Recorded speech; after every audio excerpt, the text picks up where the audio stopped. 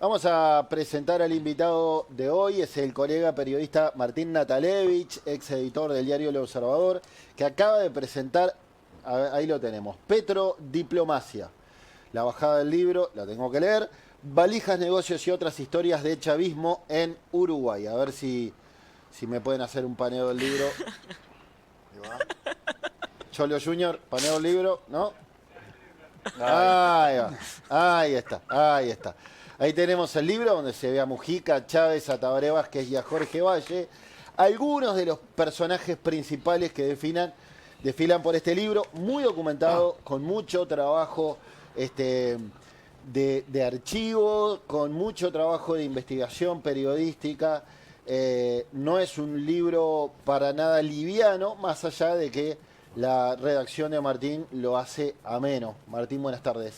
Buenas tardes, muchas gracias por la invitación. Todo bien, por favor. ¿Cómo nace esta idea de hurgar en la relación entre Uruguay y Venezuela?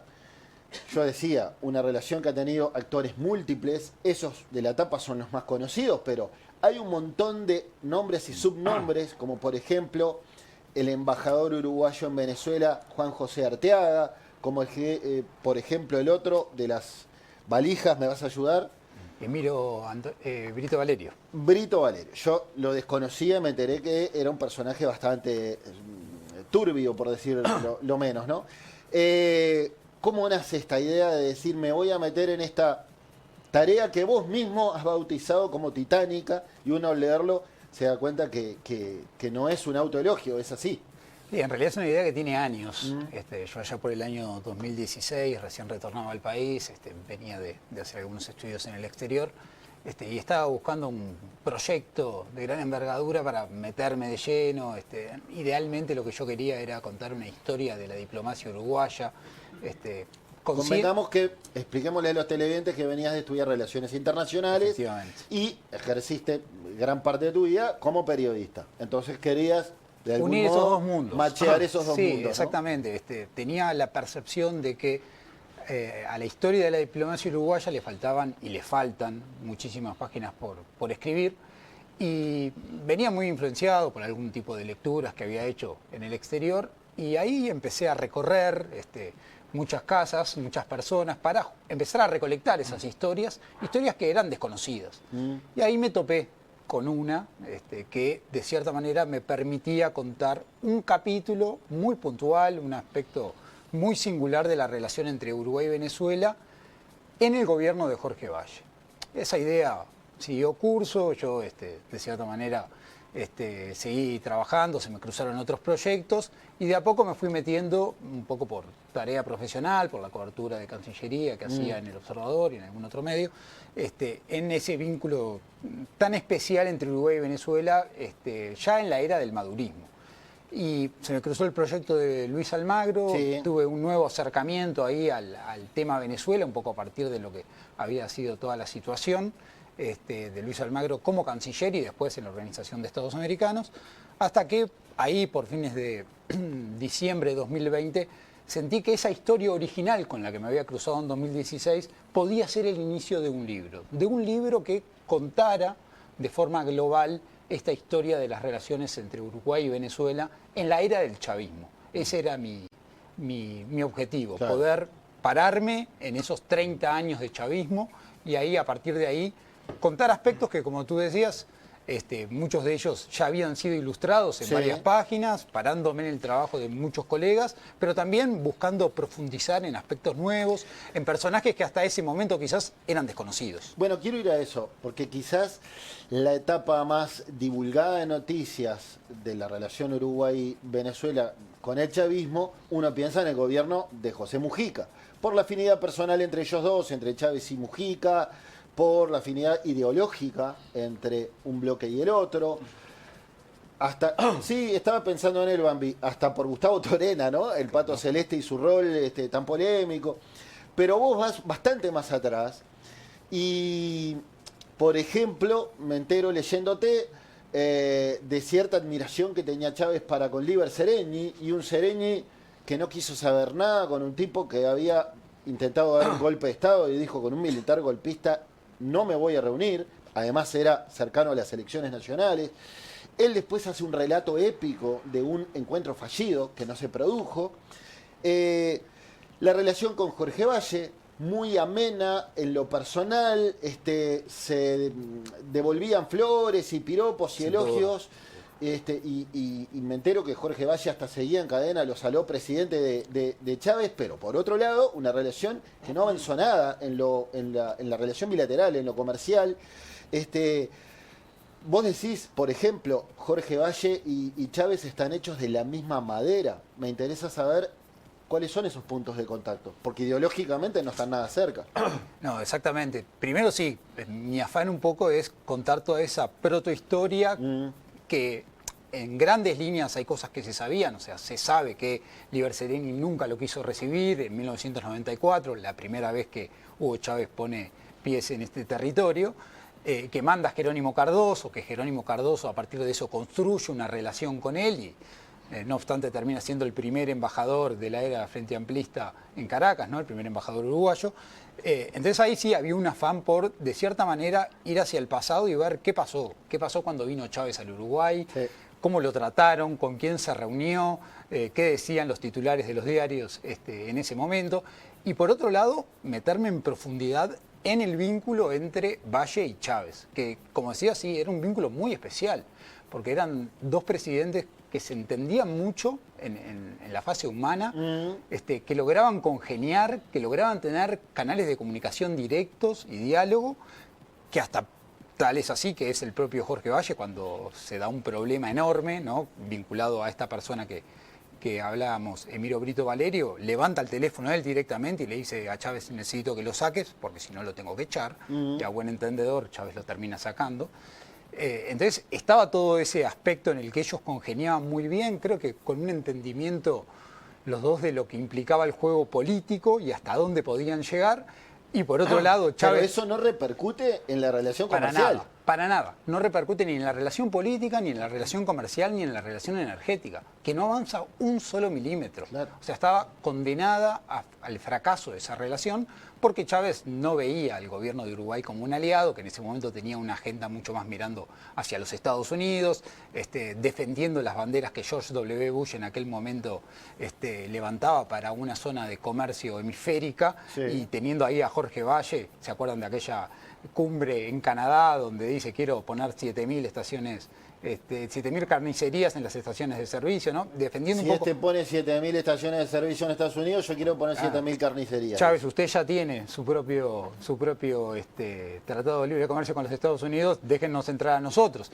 Bueno, todo eso, obviamente a los ojos de Chávez no era, no tenía una mirada en el sentido de poder encontrar un aliado en este país, y por eso es que la relación no avanza. De hecho, y yo creo que abundo en detalles en ese sentido, Uruguay tenía una barrera enorme para el ingreso de quesos, sí, ¿no? En ese momento él no puede venderlo y eso se transforma dramáticamente una vez que el Frente Amplio llega al poder.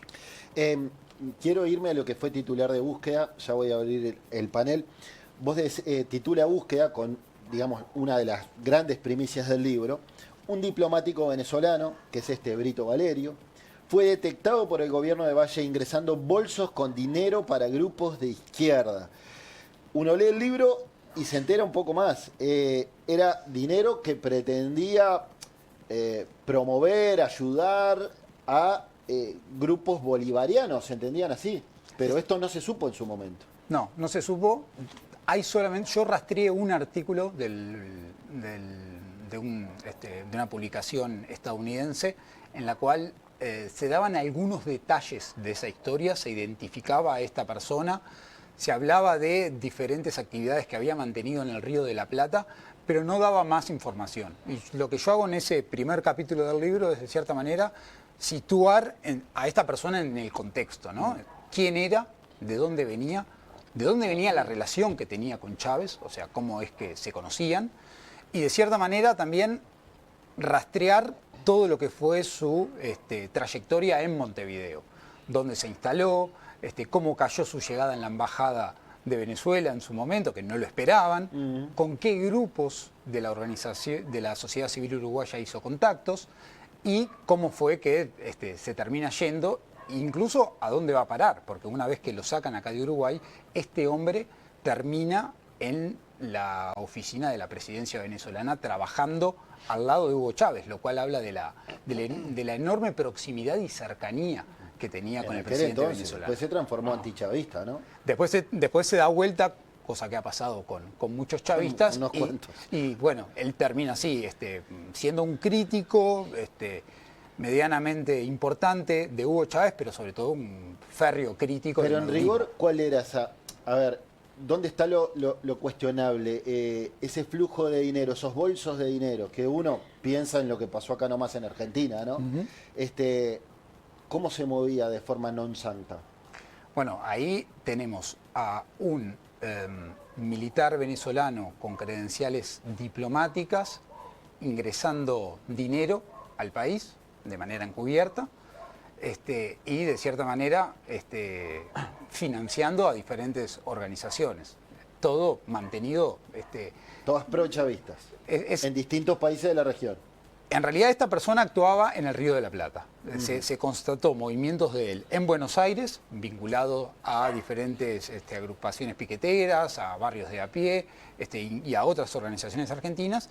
Y lo que yo pude constatar es vínculos con diferentes organizaciones de la sociedad civil uruguaya con una sensibilidad de izquierda.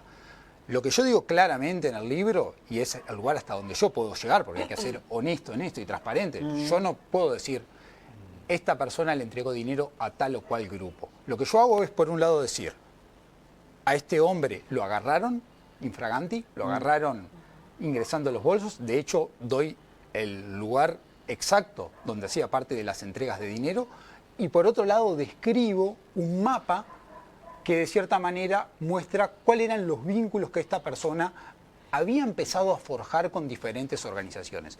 Y aquí yo creo que lo interesante desde una mirada estratégica es ver cómo Hugo Chávez, en una edad muy temprana e incluso anterior a lo que fue la expansión de la revolución bolivariana hacia el resto de América, empieza a sembrar el terreno, ¿no? Él veía que iba a haber un cambio político e ideológico en el hemisferio, cosa que terminó sucediendo, ¿no? En Brasil, en Ecuador, en Bolivia, en Uruguay, en Argentina, en Paraguay, y empieza a trabajar de cierta forma para ir masajeando y preparando el terreno, cosa que el día que efectivamente ese cambio se diera, él pudiera avanzar con muchísima rapidez. Y es lo que termina sucediendo. Bien.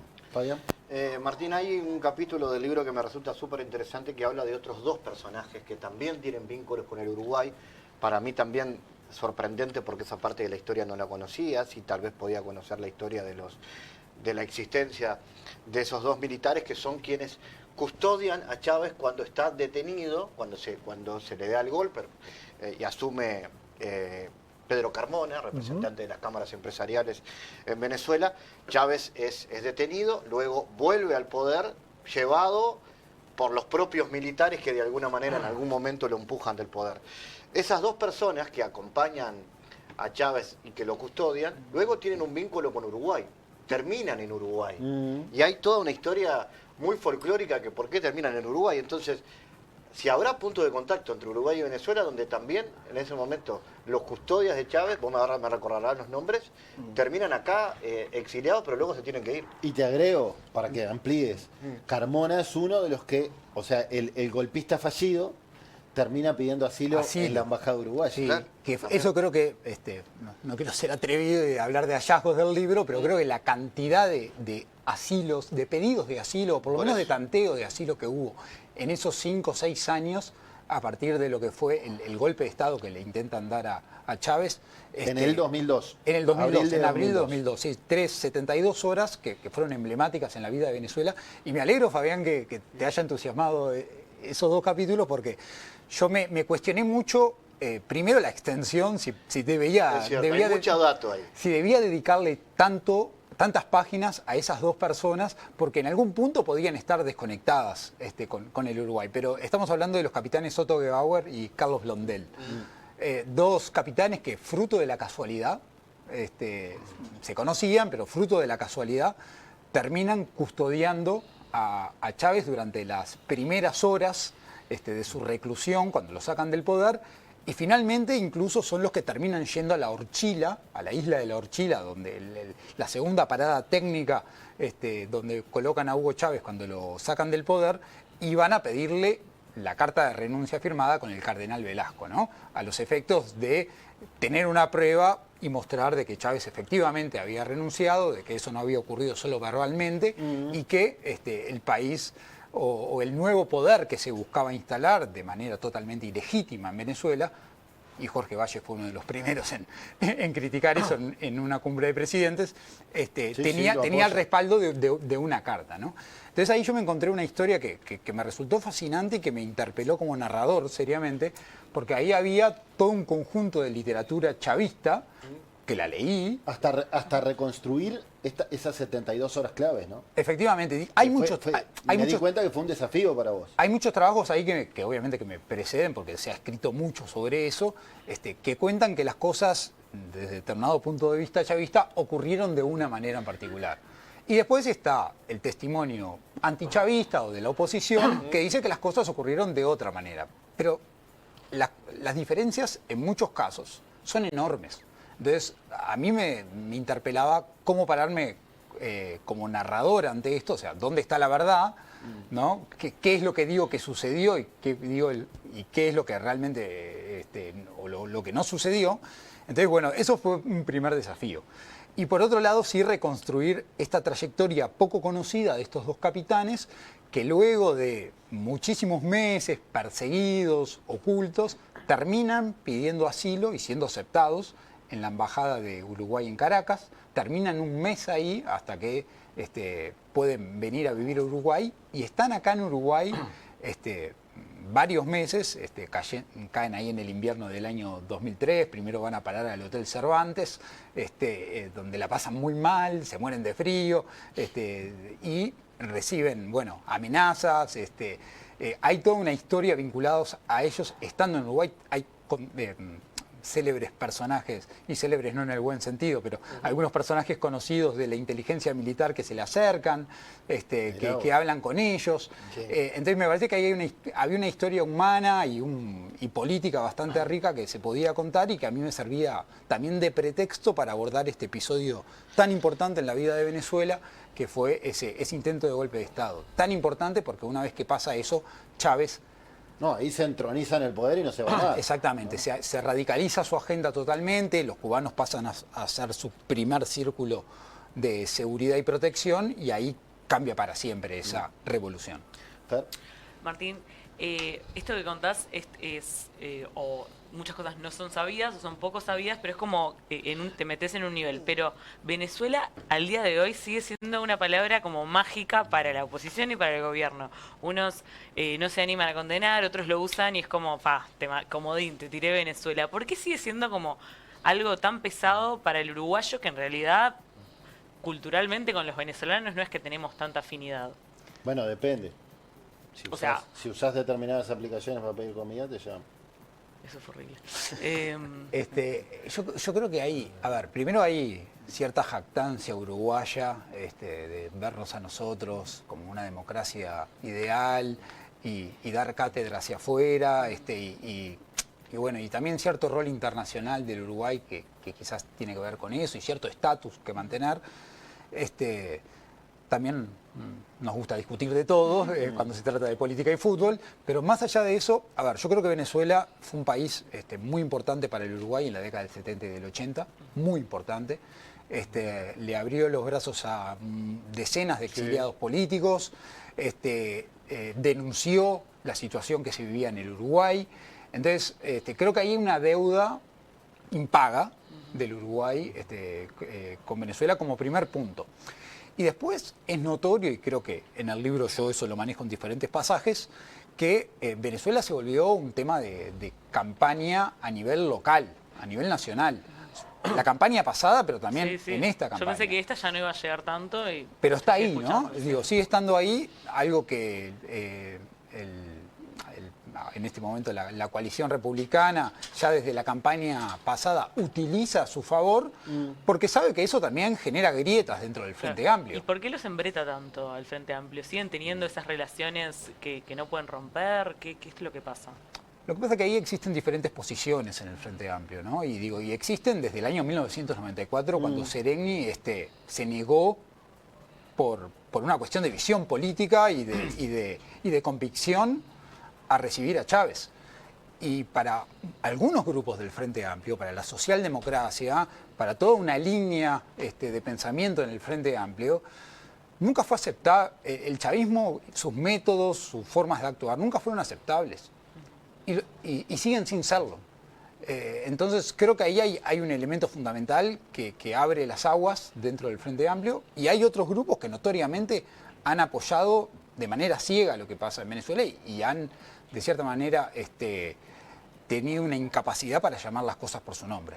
Entonces me parece que ese filo y esa dificultad interna, y que a Tabaré Vázquez en su segundo gobierno le costó muchísimo, porque tenía que mantener equilibrios muy importantes entre el afuera y el adentro, pero sobre todo a nivel de la política partidaria local, tenía que mantener equilibrios para que la barra no se le viniera encima respecto a los pasos que daba con Venezuela. Sigue siendo un tema difícil, sensible, y que en su momento el Partido Nacional, el Partido Colorado, lo utilizaron. ¿Cómo fue? Conocemos el acercamiento de la administración Mujica con el chavismo y de hecho creció comercialmente, creció muchísimo, también estuvo sospechado ese vínculo, pero previo a Mujica estuvo el primer gobierno de Tabaré Vázquez. ¿Cómo era la relación que vimos con Valle? Era muy buena en lo personal, pero no avanzó la relación bilateral ni en lo político ni en lo comercial, decías tú. Después llega Tabaré Vázquez y es la llegada de la izquierda al gobierno uruguayo por primera vez. ¿Cómo fue ese primer gobierno del Frente Amplio con el chavismo? Sí, yo ahí hago un intento por desmitificar algunas cosas, y la primera y fundamental es que todo fluyó fantásticamente. Yo creo que ahí hay dos planos. El plano de lo público, por un lado, las expresiones públicas que se hacían, cada vez que se juntaban, cada vez que daban una conferencia conjunta, y por otro lado, algunos resortes internos de ese primer gobierno de Tabaré Vázquez, que en función de algunas actitudes que tenía el chavismo, generaban mucha molestia, ¿no? Yo creo que en el fondo, Tabaré Vázquez nunca lo dijo públicamente, pero creo que en el fondo a Vázquez ahí habían un montón de cosas que no le cerraban, ¿no? Y que no se las tragaba directamente. Y hay un episodio que es muy famoso, capaz que Fabián lo recuerda, cuando viene acá George W. Bush, mientras está comiendo un asado en Anchorena con Vázquez, del otro lado del río, sí, yo lo recuerdo. estaba Hugo Chávez haciendo un mitin kirchnerista para hacerle la contracumbre a Bush, sí. Y ahí en Telesur se dice una serie de cosas, se lo trata de vendepatria a Tabaré Vázquez por recibir a Bush. Y eso genera un gran enojo, pero un gran enojo en el gobierno uruguayo, que además... ¿Año 2007 puede ser? Era año 2000... ¿5? Sí, no. Creo que es antes, ahora no recuerdo con exactitud. Pero no sé si fue en el año 2005. Bueno, no importa, no recuerdo con exactitud. Detalle. En el año 2000... El primer gobierno de Tabaré Vázquez, eso seguro. Exacto, sí, eso seguro. Y lo que sucede ahí es un gran enojo, tanto que después, a las pocas semanas, Hugo Chávez organiza una cumbre de presidentes para dar origen a lo que luego sería la UNASUR. Y Vázquez, junto a Alan García, el peruano, son los únicos dos que no van. Y le hace un desplante. ¿Pero estaban invitados? Sí, por supuesto. Ah. Estaban todos los presidentes de América del Sur estaban invitados, y van todos, salvo ellos dos, por diferentes razones. Pero lo que era evidente es que había una seria molestia de el gobierno uruguayo, que veía con malos ojos intentos de Hugo Chávez por meterse en la política local. Sin perjuicio de ello, lo que hay que decir es que en ese gobierno las relaciones comerciales avanzaron de una manera que no lo habían hecho durante los últimos 5 años. Pero avanzan aún más, y a eso quería llegar, con la llegada de Mujica. Se da una afinidad personal, hasta cierta admiración de Chávez hacia Mujica, que tú me dirás qué tan recíproca fue. Pero más allá de la amistad o de la afinidad ideológica, ¿qué combustibles hubo allí para que esa relación prosperara tanto? Los negocios, hasta el Bandes, recuerdo yo, y ayuda en petróleo. Tú me dirás. Sí, ahí hay todo un ¿Qué confluyeron para que fuera tan fuerte el vínculo entre ellos y entre ambas administraciones. Yo creo que ahí había una mirada de Chávez hacia Mujica, como Chávez lo veía, con admiración, con muchísimo respeto, como esa persona que en algún momento se había levantado los tiros en defensa de ideas con las que Chávez también comulgaba, y esa es la razón por la que creo finalmente Chávez termina bastante emparentado con los Tupamaros y con el MPP, ¿no? Un sentimiento nacionalista fuerte, de defensa de la patria grande, incluso de haber andado los tiros alguna vez, como dije. Ahí hay un nexo que es Jerónimo Cardoso, quien introduce a Mujica con Hugo Chávez, y Mujica, siendo ministro de Ganadería, Agricultura y Pesca, viaja varias veces a Venezuela y empieza a tener un vínculo personal con Chávez. Y ese vínculo es muy bueno, o sea, Mujica era el tipo de interlocutor que Chávez necesitaba en el Uruguay, y de hecho fue la persona con la que generó más confianza y más cercanía. Y cuando Mujica llega al poder, en el año 2010, ahí hay una revitalización y hay un reimpulso, esa es la palabra que Chávez utiliza, ¿no? Un reimpulso de las relaciones bilaterales, una segunda ola y una nueva ola de comercio, nuevas empresas que aparecen en escena, y muchos de los proyectos que venían atrasados vinculados a el vínculo corporativo entre ANCAP y PDVSA, pero también a otro tipo de iniciativas, florecen de una manera en que ni siquiera lo habían hecho durante el gobierno de Tabaré Vázquez. Alberto. Yo quiero aprovechar que acá nuestro invitado utiliza la palabra patria grande, la intentó en la creación. Antes que nada, lamento mucho no haber leído el libro. A mí no me llegó, no lo pude leer, no puedo comprar todos los libros, pero lo quiero leer con mucho entusiasmo porque veo que es realmente muy interesante. Entonces, lamento no poder comentarte nada del libro, pero yo no sería yo si no digo lo que pienso frente a todos los temas. Entonces quiero decir simplemente, no quiero plantearte. Yo he planteado aquí en Buscadores en total soledad, y lo sigo pensando, que en la construcción de lo que yo siento en algún momento se va a dar, la patria grande, el rol de Hugo Chávez Fría va a ser destacado y de manera fundamental. Creo que dio muchos pasos importantísimos de generosidad, de construcción, de utopía en eso de generar vínculos fuertes con los países en América y también del Caribe, y de gran generosidad, que en general no son conocidos. En su momento pensé eso, lo dije en total soledad, lo sigo pensando en total soledad, y quería simplemente plantearlo esta tarde aquí en Buscadores. Sé que todo el mundo me va a dar, pero bueno, yo pensaba eso, y pienso que en el futuro, en algún momento, en este tema puntual que estoy señalando, los puentes, la osadía, los acuerdos, la multiplicidad de cosas que generó el comandante Hugo Chávez para intentar esos nexos fueron realmente titánicos. Yo creo que ahí hay un elemento que es real, que es una intención notoria y evidente de Hugo Chávez de abrazar a todo el hemisferio y de entrar en todos los lugares donde podía. ¿Qué pasa? Muchas veces eso se hizo con muchísima ineficiencia, y muchas veces eso también estuvo sacudido por corrupción. Y hasta autoritarismo, ¿no? Sí, pero muchas veces había una idea de Chávez, una mirada, que después, cuando en el plano operativo se bajaba, se topaba con mandos medios y con personas que ejecutaban de una manera que hacía que las cosas no ocurrieran, en el mejor de los casos, o que ocurrieran de muy mala manera, en el peor de los casos. Y un ejemplo concretísimo de eso, que el libro abunda en detalle, es la relación entre ANCAP y PDVSA. Sí, claro. ¿No? Digo, ahí hay un acercamiento notorio, ¿no? Y estoy hablando mucho más allá de la posibilidad de que ANCAP comprara petróleo en condiciones hiperventajosas, como jamás había tenido. Estoy hablando, por ejemplo, del negocio que las dos empresas llevaron adelante en Argentina, con PDVSA haciéndose parte de lo que eran la red de estaciones de Sol Petróleo. ¿Se acuerdan? Aquellas estaciones que habían sido compradas durante el gobierno de Jorge Valle, y que era un negocio ruinoso para ANCAP, o sea, muy mal negocio, sobre todo por el cambio de condiciones en el mercado de los combustibles en la Argentina, y PDVSA ahí aparece como un salvador, como un socio para levantar ese negocio.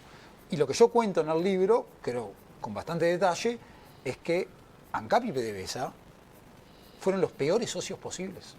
Se llevaron muy mal, no se podían poner de acuerdo en una sola decisión. Tanto es así que Raúl Sendic, durante el gobierno de José Mujica, en el momento de mayor confluencia política entre Chávez y Mujica, le termina vendiendo el 50% de esas estaciones a $1, una decisión que era muy resistida dentro de varias gerencias de ANCAP. Entonces, ¿cómo se explica que PDVSA y ANCAP, PDVSA que venía a llenar de la marca PDVSur, que era el sueño de Chávez, ¿no? PDVSur en toda la región, ¿cómo se explica que se hubiesen llevado tan mal? Bueno, ahí es porque muchas de las personas que tenían que ejecutar esas ideas... Es un buen ejemplo que estás poniendo, esas ideas, la utopía, la generosidad, el espíritu grande de Hugo Chávez Frías, bueno, y después los problemas que tienen, pero lo uno no es contradictorio con lo otro. No, yo lo que señalo un poco es, o lo que intento describir es cómo esa idea y cómo cosas que a veces se arropaban bajo ese manto de solidaridad latinoamericana, muchas veces después, al momento de concretarse, sufrían serios inconvenientes. Ahora, no hay casi precedentes de una generosidad de ese tenor, por ejemplo, en ese tema puntual. No. Y esto se puede multiplicar por numerosos países. No hay antecedentes. Por eso te decía, en algún momento ese tipo de utopías, de sueños, de proyectos van a ser reconocidos. Más allá de esa solidaridad que marca Alberto, y que no le niego, estamos hablando de un hombre que estaba muy enamorado de sí mismo y que se pretendió gobernar hasta 2021. Digamos, el cáncer se lo llevó antes, pero si él pretendía gobernar hasta 2021. Un yerro, total. Hasta ayer nomás. Sí, sí. Y el chavismo se ha eternizado desde entonces con Maduro.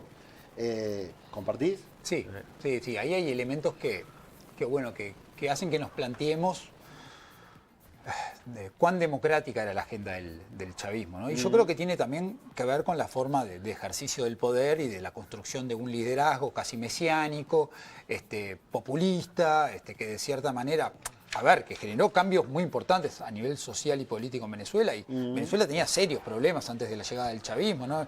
Producto del pacto de punto fijo, una corrupción institucionalizada, millones de pobres, que no por nada votaron una y otra vez al chavismo. Sí. Y aparte, también hay que decirlo, en todos estos años, en estos 25 años, no hubo un modelo de oposición venezolana que de cierta manera pueda traer algo nuevo a la mesa, más allá de que... Pero cuando hubo se le ha querido silenciar. De acuerdo. Está todo eso arriba de la mesa, totalmente de acuerdo. Levanto la voz de Jorge Romicki, que no está, pero estoy seguro que quisiera decir eso, ¿no? Totalmente de acuerdo. Cuando aparece una voz disidente en Venezuela, se la acalla, se la pasa por arriba. Y en los últimos 10 años hay persecución política, crímenes de lesa humanidad, y diferentes tipos de cosas que hablan de un Estado fallido. Y eso es producto, y ese camino se inició hace muchísimos años y es producto de una forma de ejercer y de entender el poder. Podría parecer, no necesariamente en Venezuela, en el continente ves algo parecido a esa figura tan magnética de Chávez desde él. No existe. No.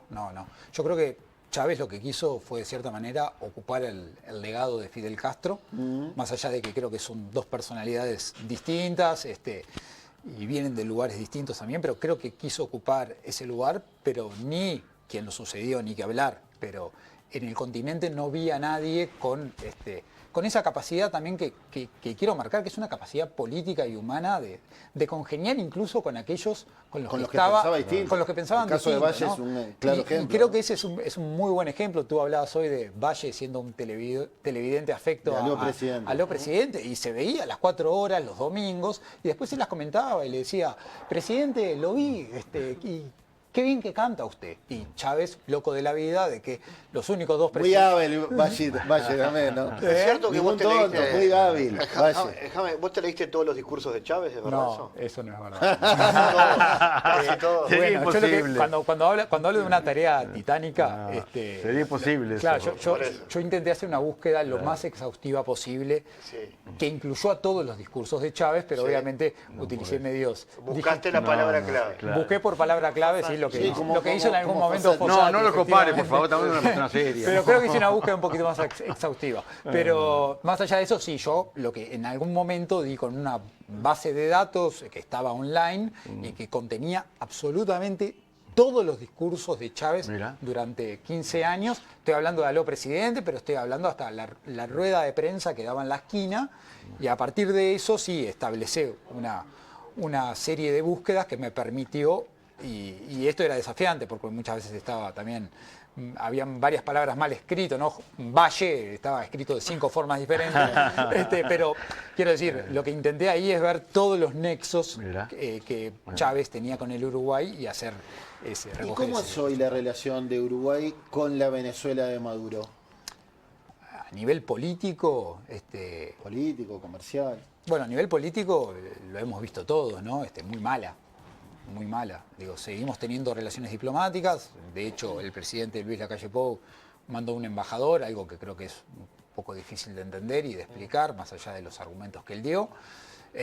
Pero a nivel político es una relación que se mantuvo totalmente congelada, con el presidente yendo a todas las cumbres regionales y de cierta manera diciendo siempre esa palabra, ¿no? Que tanto molesta a los chavistas, que es dictadura.